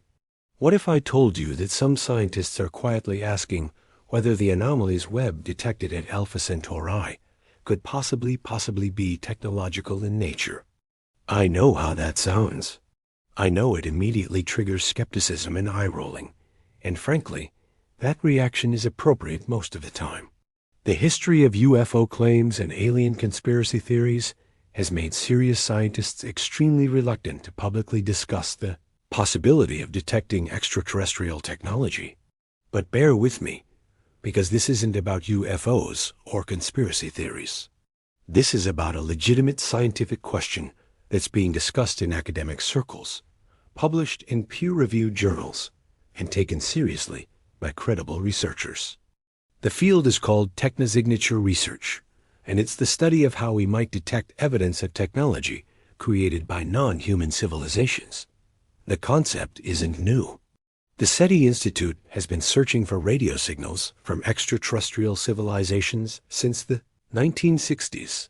Dr. Frank Drake, who passed away in 2022, pioneered this work and famously formulated the Drake equation, a way of estimating how many technological civilizations might exist in our galaxy. But technosignature research has evolved beyond just listening for radio signals. Modern researchers are thinking about all the different ways that advanced technology might be detectable at astronomical distances. For example, a civilization that builds large-scale solar panels to capture energy from their star would create specific optical signatures, patterns of light absorption, and re-emission at particular wavelengths. Dr. Ravi Kopparapu and colleagues published a paper in 2021 describing exactly what these signatures would look like and how we might detect them with current or near-future telescopes. Other possible technosignatures include atmospheric pollution from industrial processes, heat waste from large-scale energy use, artificial lighting on the night sides of planets, or even megastructures like Dyson spheres or Dyson swarms, hypothetical constructs that would capture a large fraction of a star's energy output. In 2015, a star called KIC 8,462,852, also known as Tabby's star or Boyajian star, after astronomer Tabitha Boyajian, who led the research, showed bizarre dimming patterns that couldn't be easily explained by planets, comets, or other natural phenomena. For a while, one of the hypotheses seriously considered was that we might be seeing an alien megastructure. Subsequent observations found a natural explanation, probably some kind of dust cloud, but the fact that serious scientists even considered the technological hypothesis shows how the field has evolved. It's no longer taboo to ask these questions, as long as you do so scientifically. Propose a testable hypothesis, gather data, and follow the evidence. So let's apply that framework to Alpha Centauri. What would a technological signature look like? And could the Webb observations be showing us one? First, let's be clear. There's no evidence of radio signals, megastructures, or anything obviously artificial in the Alpha Centauri system. If there's a civilization there, they're not broadcasting radio signals in our direction, or they stopped doing so 4.37 years ago, since that's how long their signals would take to reach us. But what about more subtle signatures? The chemical anomalies detected by Webb complex organic molecules in unusual concentrations could, in principle, result from industrial processes. On Earth, human civilization has altered our atmospheric chemistry in detectable ways. The concentration of carbon dioxide has increased dramatically since the Industrial Revolution. We've introduced entirely new molecules into the atmosphere, chlorofluorocarbons, CFCs, for example, that don't exist naturally. If an alien civilization at Alpha Centauri has industrial chemistry, it might produce similar atmospheric signatures. And depending on what they're making and how they're making it, those signatures might look unusual or difficult to explain through natural processes alone. Dr. Adam Frank from the University of Rochester has done pioneering work on this idea, looking at how the atmospheric signatures of industrial civilizations might evolve over time, and how we might distinguish them from natural chemistry. Now, before you get too excited or too skeptical, let me emphasize, there's no indication that this is what we're seeing at Alpha Centauri. The chemical signatures detected by Webb are unusual, but not definitively artificial. They could and probably do have natural explanations we simply haven't figured out yet. But the question is worth asking. What would constitute sufficient evidence of technology? This is actually a really hard question, harder than you might think. How do you prove that something is artificial rather than natural, especially when you're looking at it from trillions of miles away? On Earth, we recognize technology through patterns and purposes. We see straight lines, regular shapes, complex integrated systems that serve clear functions. But we have the benefit of being right here, able to examine things up close. At interstellar distances, we need different criteria. Dr. Jason Wright from Penn State University, who leads a research group on technosignatures, has proposed that we should look for phenomena that 1. Can't be explained by known natural processes. 2. Show patterns or organization, suggesting intentional design. 3. Appear in contexts where technology would make sense, like habitable zones. 4. Show characteristics that match our theoretical expectations for specific technologies. The Alpha Centauri observations don't clearly meet these criteria. The anomalies are unexplained, but unexplained doesn't mean artificial. They don't show obvious patterns of design. And we don't have strong theoretical predictions for what alien industrial chemistry would look like to rule in or rule out the possibility. But here's what's interesting. The very fact that we're having this conversation shows how far we've come. A generation ago, even mentioning the possibility of detecting alien technology in scientific contexts would have been career suicide for most astronomers. Today, it's a legitimate research field with dedicated conferences, peer-reviewed papers, and even some NASA funding. The reason for this shift is simple. We now have the technology to actually look for these things in a systematic way. When CT started in the 1960s, we could only search a tiny fraction of the sky for a tiny range of possible signals. Now, with instruments like Webb and upcoming telescopes like the Extremely Large Telescope and the proposed LOVOIR mission, we can examine thousands of nearby star systems in exquisite detail. If technosignatures exist in our cosmic neighborhood, we'll probably find them within the next few decades. And if they don't exist nearby, we'll at least be able to place strong limits on how common technological civilizations are in our region of the galaxy. Alpha Centauri is naturally the first place we'd look. If there's a technological civilization anywhere within our immediate stellar neighborhood, it would most likely be at our closest neighbors. But let's think about what it would actually mean if we detected evidence of technology at Alpha Centauri. First, the immediate questions. How advanced is this civilization? Are they still around, or are we seeing archaeological remnants of a dead civilization? Could we communicate with them? Should we? The communication question is particularly interesting. At 4.37 light-years distance, a radio message would take 4.37 years to reach Alpha Centauri, and another 4.37 years for a reply to reach us. That's a round-trip communication time of 8.74 years. You couldn't have a conversation, but you could exchange information over decades or centuries. Should we send a message? This question has been hotly debated since SETI began. Some scientists, including Stephen Hawking before his death, warned that announcing our presence to potentially more advanced civilizations might be dangerous. Others argue that any civilization advanced enough to threaten us could already detect us through our radio, emissions, and other signatures, so there's no point in staying quiet. METI messaging to extraterrestrial intelligence is even more controversial than SETI.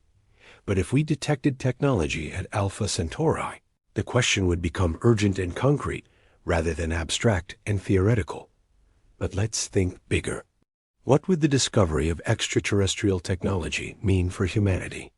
It would answer, definitively, one of our oldest questions. We are not alone, not just as biology, but as minds, as conscious beings capable of building, creating, wondering. That discovery would have profound philosophical, religious, and psychological implications. Every human culture would have to grapple with what it means for our place in the universe. Are we young and primitive compared to them? Are they young and primitive compared to us? Are we equivalent? The discovery would probably accelerate our own space exploration efforts. If there's a civilization at Alpha Centauri right next door in cosmic terms, suddenly sending missions there becomes not just scientifically interesting, but almost necessary. And it would force us to ask hard questions about ourselves. If another civilization made it to our level of technology or beyond and survived, what did they do right that we need to learn from? How did they handle their equivalent of climate change, nuclear weapons, artificial intelligence, and other existential risks? Or maybe they didn't survive. Maybe what we're detecting is the lingering signature of a dead civilization pollution in an atmosphere, heat signatures from ruins, the fading echoes of technology that no longer serves any purpose. That would be its own kind of profound discovery, a cautionary tale written in the stars, a warning about the dangers of technological civilization. I want to be clear. I'm not saying we've detected alien technology at Alpha Centauri. I'm saying that the question is worth asking seriously, following proper scientific methodology, and that the implications would be extraordinary either way. Most likely, the anomalies Webb detected have natural explanations. But even if that's the case, even if there's no life and no technology at Alpha Centauri, the search itself is valuable. Because every null result teaches us something. Every place we look and don't find life helps us understand how rare or common life might be. Every chemical signature we catalog, whether biological or not, expands our knowledge of planetary science. And someday, whether at Alpha Centauri or at one of the thousands of other star systems we'll examine in the coming decades, we might find the signal we're looking for. The unambiguous signature of life or technology that proves we're not alone. When that day comes, and I believe it will come, you'll be able to say you were here for the journey. You are watching and waiting and wondering along with the rest of humanity as we took our first tentative steps toward answering the oldest question we've ever asked. But we're not done yet. There's still more to explore. Let's talk about what comes next, because the story of Alpha Centauri observations is just beginning, and the next few years promise to be absolutely extraordinary. The James Webb Space Telescope will continue observing Alpha Centauri in multiple observation campaigns. Each campaign adds more data, allowing scientists to track changes over time, confirm or refute preliminary findings, and push the detection limits even further. But Webb isn't working alone. There's an entire ecosystem of current and planned instruments that will contribute to our understanding of Alpha Centauri. And when you see the full picture of what's coming, it's breathtaking. Let's start with ground-based telescopes. You might wonder, if we have Webb in space, why do we need ground telescopes? Can't they just look up through Earth's atmosphere with all its distortion? Here's where some amazing technology comes in: adaptive optics. This technique uses deformable mirrors that can change shape hundreds or thousands of times per second, compensating for the blurring effects of Earth's atmosphere in real time. Think of it like this. When you look at a star and it twinkles, that twinkling is caused by turbulence in Earth's atmosphere bending the light. Adaptive optics systems measure that bending and correct for it, essentially removing the twinkle and giving you a steady, sharp image. The European Southern Observatory's Very Large Telescope in Chile has adaptive optics systems that can achieve resolution comparable to space telescopes in some wavelengths. And the upcoming Extremely Large Telescope, the ELT, currently under construction at the same site, will have a primary mirror 39 meters in diameter. That's huge. Webb's mirror is 6.5 meters. The ELT will have about 36 times more light collecting area than Webb. Dr. Xavier Delphus from France's Institute of Planetology and Astrophysics, who's been involved in Alpha Centauri observations for years, has said that the ELT should be capable of directly imaging Earth-sized planets in the habitable zones of Alpha Centauri A and B when it comes online in the late 2020s. Direct imaging. Actually seeing the planets as separate points of light from their stars. not inferring their existence from wobbles or transits, but actually seeing them. When that happens, we'll be able to do spectroscopy on their atmospheres directly. We'll be able to measure their colors, their temperatures, their rotation periods. We'll be able to watch weather patterns, seasonal changes, and look for all the signatures we've been discussing, but with far more precision and certainty than we have now.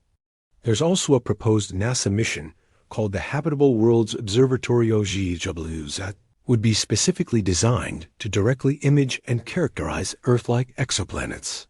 It's still in the planning stages, but if funded and built, it would launch sometime in the 2030s or 2040s. HWO would have a coronagraph far more advanced than Webb's, capable of blocking starlight by factors of billions rather than millions. It would be optimized for visible and near UV light, complementing Webb's infrared capabilities.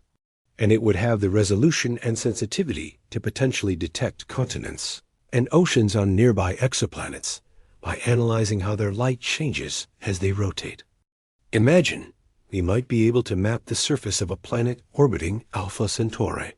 We might be able to say, this region is probably ocean, this region is probably land, this bright spot might be ice or clouds. But here's what gets me really excited. There are serious proposals to actually send a spacecraft to Alpha Centauri within our lifetimes. I'm talking about the Breakthrough Starshot initiative, funded by Russian billionaire Yuri Milner and backed by scientists including the late Stephen Hawking and Freeman Dyson. The concept is audacious. Build thousands of tiny spacecraft, starships, each weighing just a few grams and equipped with a light sail. Then use a ground-based laser array to blast these light sails with enormous amounts of laser power, accelerating them to about 20% the speed of light.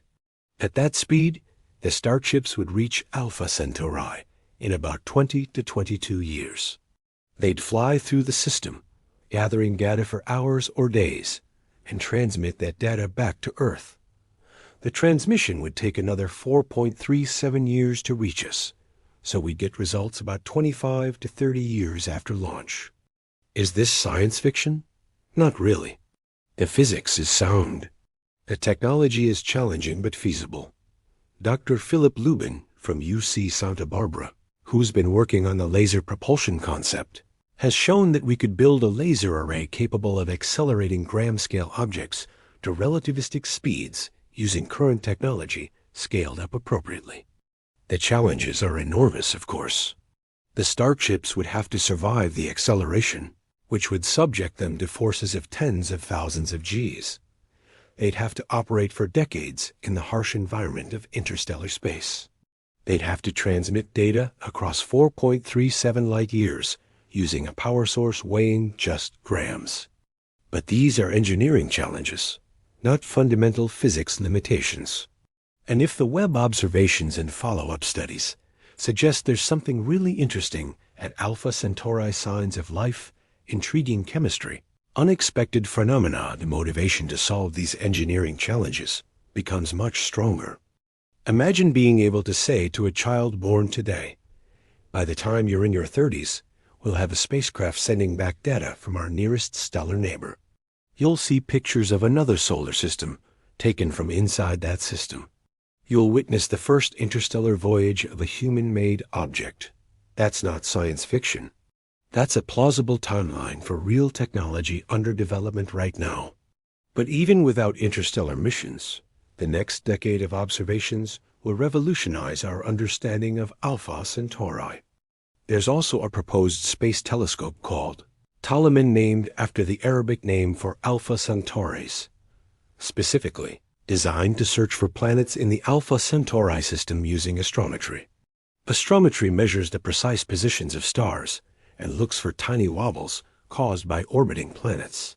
Ptolemy would be optimized for this task and could detect Earth-mass planets in the habitable zones of Alpha Centauri A and B. The project is led by Dr. Peter Tuthill from the University of Sydney and has attracted significant interest from the astronomical community precisely because Alpha Centauri is such a high-priority target. Each of these instruments and missions contributes a piece of the puzzle. Webb gives us infrared spectroscopy and thermal imaging. Ground-based telescopes with adaptive optics give us high-resolution imaging. Future space telescopes give us visible light characterization. Astrometry missions pin down planetary masses and orbits precisely. And someday, interstellar probes give us ground truth direct measurements from the system itself. This is how science works at its best. Multiple approaches, multiple instruments, multiple teams, all working toward the same goal of understanding. And as the data accumulates, the picture becomes clearer. The anomalies Webb detected will either be confirmed and explained, or they'll be refined and reinterpreted as we get more information. That's the scientific process. It's not about having all the answers immediately. It's about asking the right questions, gathering the best data we can, and slowly, methodically, building toward truth. The Alpha Centauri story is still being written. The chapters we've discussed today, the chemical anomalies, the thermal signatures, the mysterious correlations, are just the opening. The middle of the story is happening right now, as scientists analyze data and plan follow-up observations. And the ending? We don't know yet, but we'll find out together. That's what makes this so exciting. This isn't ancient history we're examining. This is current events. This is science in action, happening in real time, with real implications for how we understand our universe and our place in it. And you're here for it. You're paying attention. You're asking questions. You're engaging with one of the most profound searches humanity has ever undertaken. That matters more than you might think. We're 135 minutes into this journey together, and I want to bring this all the way home now. I want to talk about how the search for life at Alpha Centauri and the Webb observations we've been discussing connect to you personally, to your life, to your understanding of who you are and what you're doing here. Because here's the thing that often gets lost in all the technical discussions about spectroscopy and thermal signatures and habitability zones. This search is fundamentally about meaning. Why do we care whether there's life at Alpha Centauri? It won't pay our bills. It won't cure diseases. It won't solve climate change or political conflicts or any of the immediate practical problems facing humanity. So why do we spend billions of dollars building telescopes and training scientists and devoting enormous resources to answering this question? Because meaning matters. Because understanding our place in the universe matters. Because the difference between being alone in the cosmos and being part of a universe teeming with life is one of the most fundamental questions we can ask about the nature of reality. Let me make this concrete. Think about your own life for a moment. Think about the things you worry about day to day. Your job, your relationships, your finances, your health, your future. Now imagine learning definitively that life exists at Alpha Centauri. How would that change your perspective? For some people, it might not change anything immediately. Your day-to-day concerns would remain the same. You'd still have to go to work, pay bills, deal with whatever challenges you're facing. But I suspect that for most people, on a deeper level, it would shift something fundamental about how you see yourself and your place in reality. It would mean that the emergence of life, that mysterious transition from chemistry to biology that happened on Earth billions of years ago, isn't a unique fluke. It's something that happens, possibly commonly, when conditions are right. It would mean that the universe is populated, that we're part of a larger community of living systems, even if we never directly interact with them. It would mean that life, the most complex and remarkable phenomenon we know of, is a natural consequence of physics and chemistry, not an impossible miracle that occurred only once in the entire history of the cosmos. And on the flip side, if we search thoroughly and find nothing if Alpha Centauri is lifeless, if hundreds of other nearby star systems are lifeless, that's equally profound. It would mean that life is rare, that Earth is special, that the particular chain of events that led to your existence, from the formation of our solar system to the emergence of life, to billions of years of evolution, to the specific circumstances that led to Your parents meeting and having you, all of that, represents something precious and possibly unique. Either way, you matter. Your existence matters. But the cosmic context of that existence shifts dramatically depending on whether we're alone or not. Dr. Carl Sagan understood this better than almost anyone. In his book, Pale Blue Dot, inspired by a photograph of Earth taken from 3.7 billion miles away by the Voyager 1 spacecraft, he wrote about how seeing Earth as a tiny dot in the vast cosmos should inspire both humility and responsibility. Humility because we're so small, our conflicts and concerns so parochial when viewed against the backdrop of cosmic space and time.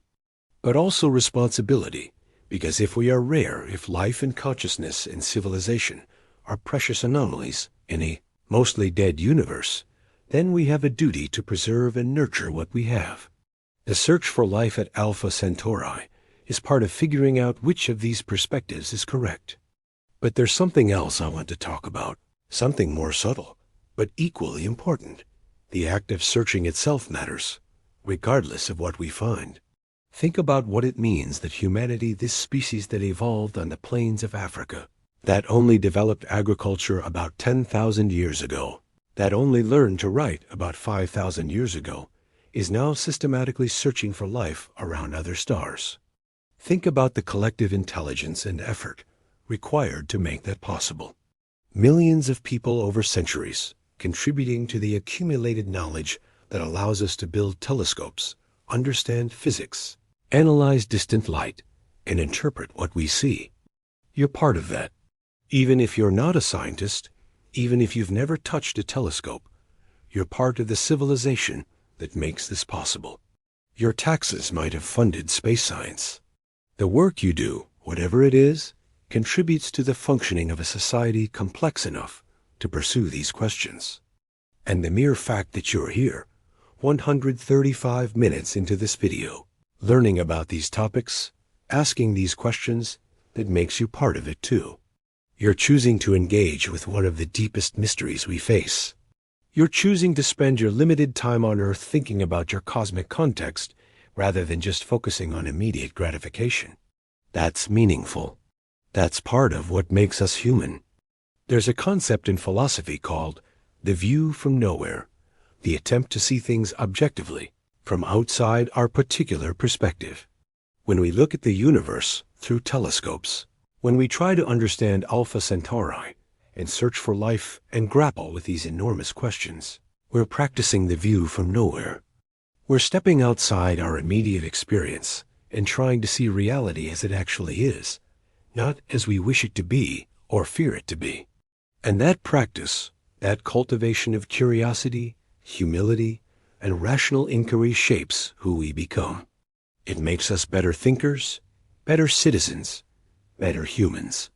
The search for life at Alpha Centauri won't directly solve your personal problems, but engaging with it, really thinking about it, understanding it, letting it expand your sense of what's possible, can change how you approach those problems. When you've spent time contemplating the possibility of life on worlds orbiting alien stars, it becomes harder to get lost in petty concerns. Not because those concerns don't matter, they do, but because you have a larger framework for understanding their place in your life. You realize that you're a conscious being on a planet orbiting a star in a galaxy containing hundreds of billions of other stars, many of which might host life. You're part of an unbroken chain of life extending back billions of years. You're made of atoms forged in the hearts of stars that died before our sun was born. And somehow, improbably, those atoms arrange themselves into patterns complex enough to look back at the universe and wonder about their origins. That's you. That's what you are. And that's extraordinary.